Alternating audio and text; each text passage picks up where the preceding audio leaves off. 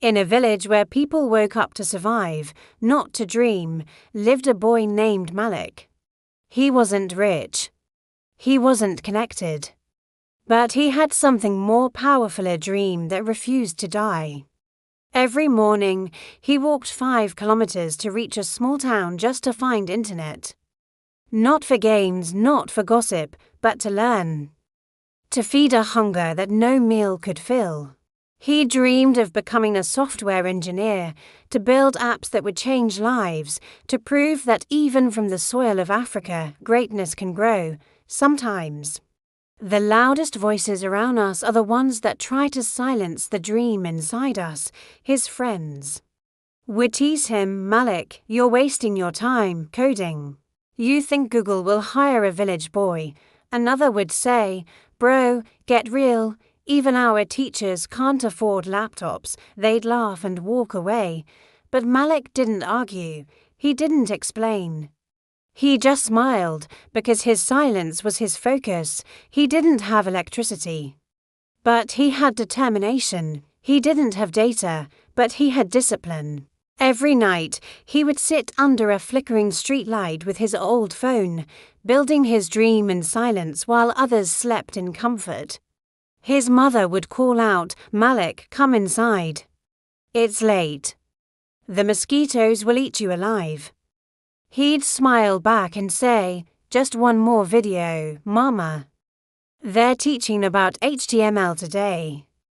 She would shake her head, but her smile was full of love.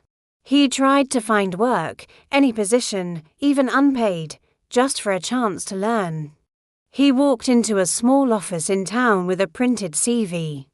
The manager glanced at the paper and said, "You don't have any experience, son. Come back when you do."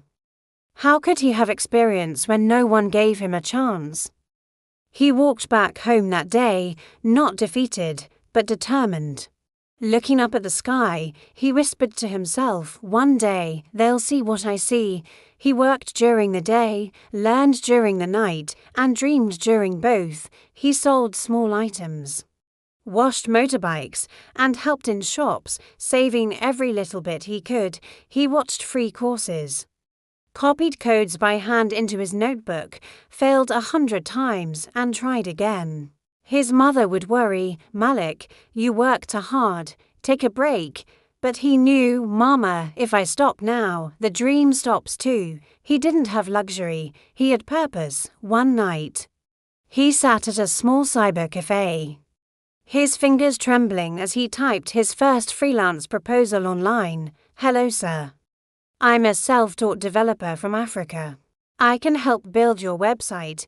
Days passed with no reply. He sent another, and then it happened. A notification sound, and a mail from a startup in Kenya. He read the message aloud, his voice shaking. "We've seen your work, and we'd like to hire you for a project." He dropped the phone in shock, then ran outside, yelling with pure joy, "Mama, Mama, they want to work with me. I got the job." His mother hugged him tightly, her eyes filled with tears. "I told you, my son," she said, "dreams don't belong to cities. They belong to believers." The village boy became a digital worker. The boy who once borrowed Wi-Fi was now building websites for companies abroad. With his first small laptop, he worked day and night, code filling the screen as the sun rose and set. His name began to spread not for what he owned, but for what he created.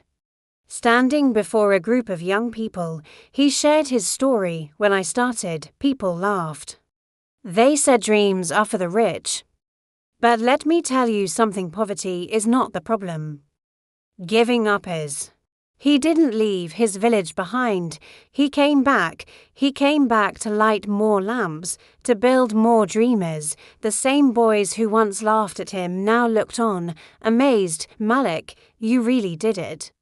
"Bro," one of them said, smiling. Malik smiled back. "I didn't do it alone. God, patience, and hard work, that's the formula." He began handing out small tablets to the students, teaching them the basics of coding, opening a new world for them. Some dreams are born in the city. But the strongest ones? They're born in the dirt, fed by hunger and grown by faith. The boy who refused to give up became the man who taught others how to believe. Thank you so much for watching. If this story inspired you, please give it a thumbs up. And subscribe for more content that celebrates the power of the human spirit. See you in the next one.